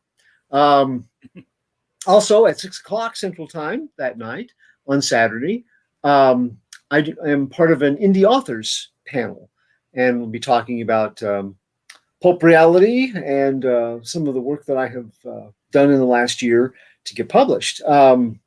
And on Sunday, I get to host a Q&A with Diane Sherry Case, who is an author, and she is also an actor, and she has she's into producing and directing now, but she played Lana Lang on the original Superman, the motion picture, in 1978. So Sunday afternoon at 3:00 Central Time, I will be speaking with her and fielding questions from the audience about her acting career and also her writing career. Otherwise, you can find me at Clyde Hall on Facebook, or Radiating Positive Vibes with Clyde Hall is my site on Facebook, or I'm on Twitter at CJ Hall 1984. All right, excellent. Thank you very much, Clyde. And now, Mr. Eric S. Hawkins, how can the world keep up with your exploits? Hello, everybody. If there's a specific book you'd like me to review, I'm not seeing much available next week that I would get. But if you'd like to see what's going to come out, go to leagueofcomicgeeks.com. They have a list of everything coming out by all the studios. It's pretty cool. So you can find me on Twitter. You can find me on Facebook. You can find me on Instagram. Just search my name and you will find me. I'm also still on Indiegogo right now, in demand. If you missed out on Zombie from World of Oz issue 3, 2, or 1, they're all available right now, and they'll stay in demand until middle of July when I cut it off when the books come in. So, that's it. Beautiful. Thank you very much, Eric. Appreciate it. And now, Mr. Brian Rodman, how can the world follow you? Closely and heavily breathing on my neck, hopefully. No. My name is Brian Rodman, and you can go to brianrodman.com. There you will find books like Memoirs of an Angel. It's a horror fantasy comic book series. And really quick, I know right now I have a Kickstarter going for the Nebulizer, which you can go right here and check it out. It's a lot of fun. It's about an asthmatic and his feisty AI-controlled nebulizer suit as they fight through a post-apocalyptic world filled with allergen mutants. It's a lot of fun. It's on Kickstarter through June 25th. However, lately, I have started writing memoirs issues 8 and 9, leading up to the climax of Volume 2. Which will be in issue 10. And I got to tell you guys, just give you a little taste for those of you who have read issue 7, or if you got issue 7 and haven't read it yet. Oh my gosh, I'm so excited for what's coming. So just that's a little taste. I've started writing it. I've really been researching a lot of cool stuff. H.P. Lovecraft stuff is really starting to peek in. That mixed with like old Jewish lore. So yeah. Nice. So yeah, we're heading down a fun direction. But go to brianrodman.com. You can find all my social media stuff from there, as well as a link to the Kickstarter and my Patreon. So thanks. Get the Nebulizer action figure. Exactly. There's only 2 left. Exactly. Yes. And Right here. Brian said climax. The general would leave a comment like that. Yeah. I was too busy looking at other things. Otherwise, I'd have probably written that too. But anyway, thank you, Brian Rodman. And thank you, Eric. And thank you all 3 of you guys for being on the show tonight. As always, you were a joy. And now I will close out the show. And I appreciate everybody that showed up tonight to talk to us, leave comments. I appreciate all of you being here. As for me, I'm Brian K. Morris. I'm an author. You can find most of my work on Amazon.com or Smashwords. Go to www.amazon.com/author/Brian K. Morris. Also, I'm mostly on Facebook. We have all kinds of cool stuff, though. If you go to the Rising Tide Broadcast Network, where I'm a part of it, we've got entertainment and education 7 days a week. And don't forget, starting in just a few minutes, will be Stupid O'Clock. Please check that out. It's a great after-hours conversation. And then Friday is packed. Tomorrow morning, I'll be on at 10 o'clock Eastern in the morning with Nevermind the Furthermore, an interactive creative conversation show with you and me. And I'll be talking to you. You type in your comments, and I will reply. Then 6 p.m. we'll be Drinking with the Davies with Ted and Christine Davies. It's always entertaining for you grown-ups and your adult beverages. And then after that is Michaela Jade's Tidbits and Scribbles. Also, don't forget Michaela Jade's morning show, starting around 7 o'clock in the morning, where before she goes to work, she gives you some motivation to make sure you get your career going in the creative field, and to inspire you all day long. And then at 8 p.m. On YouTube will be Nicholas Anthony Tockard with the Historical Fencing Guild. All kinds of great entertainment over the weekend, culminating with, I think Comics Chaos and Sass might be off this week, but just check her out. Check out Heather Ellen at 10 p.m. on Sunday. Anyway, don't forget the virtual Superman celebration. Also, this whole weekend with Clyde Hall, Kelly Gutner, and a whole bunch of really wonderful people. Great interviews there. And also, thank you to our Patreon subscribers that you see here. Patreon is a monthly subscription service where you can support your favorite creators directly. And for that money, you not only get the satisfaction of knowing you're helping us out a lot, also we give you stuff. So check out what I'm offering at www.patreon.com/Brian K. Morris. Also, thank you to Plasma Fire Graphics. PlasmaFireGraphics.com, when the look of your book matters to you, because they do wraparound covers for novels. They do great graphics such as this for my latest book, Snow. This is part of the Snow Short series, Snow Ambition. It's a quick read crime drama, and with a little bit of humor, a little bit of wacky stuff in there. You will enjoy it. Please check it out. It's available now on Amazon for only 99 cents. Also, let's see what else. And I think that's it. I think that's most everything we've got. And so we are going to move the thing to the right place so we can launch the videos. Again, thank you very much, everyone, for watching this show. We'll be back next week at 7 p.m. Eastern, 6 p.m. Central with a new set of reviews. And hope you visit your local comic shop or check out what's out there available from the comics world. And if you've got a book you'd like us, a recent book you'd like us to review, drop us a line. You can get a hold of most of us on Facebook or wherever, and we will take that into consideration, okay? So anyway, thank you all for watching. We'll see you next week. We'll see you tomorrow morning on Never Mind the Furthermore at 10 a.m. And as always, folks, stay smart, stay safe, wash your hands, and never apologize for being awesome. Take care. Thank you for watching issue 16 of Comic Book Spectrum.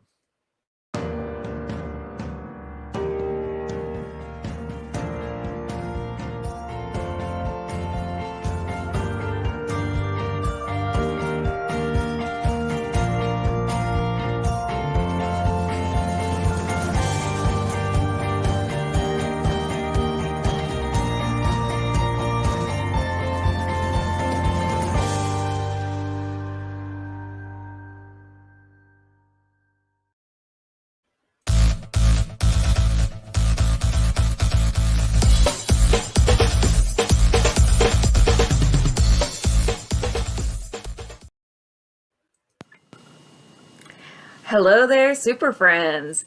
I'm Kelly Gettner of Phoenix Sisters Cosplay, or you might just know me because you're interested in the Virtual Super Friends Celebration. If you don't know what the Virtual Super Friends Celebration is, I'm here to tell you about it. This is a perfectly free virtual convention that's coming up Friday, June 11th through Sunday, June 13th. This will be hosted on Phoenix Sisters Cosplay, our YouTube, and our Facebook. I hope you join us.